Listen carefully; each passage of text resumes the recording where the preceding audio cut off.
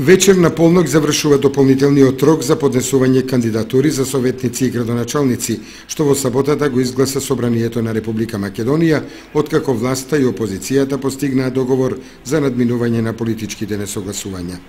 Од опозицијската партија СДСМ најавија дека до завршувањето на рокот ќе поднесат кандидатури за локалните избори до општинските изборни комисии. Либералната партија ќе поднесе своји листи за советници и за неколку градоначалници. Либералите ќе поддржат и неколку градоначалници кои не се од нивните редови. Промоција на кандидатите најавуваат за сабота. Инаку Државната изборна комисија го адаптираше роковникот за работа согласно продолжувањето на роковите за доставување кандидатури.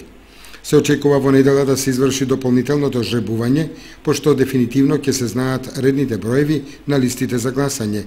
Како што претходно појаснија од Државната изборна комисија, нема да се врши повторно жребување за редоследот на кандидатите, за кои веќе е извршено по правичниот рок 16 февруари, туку тоа ќе се направи само за кандидираните до 8 март на полнок. Се очекува денеска да се знае кој ќе ги печати избирачките ливчиња.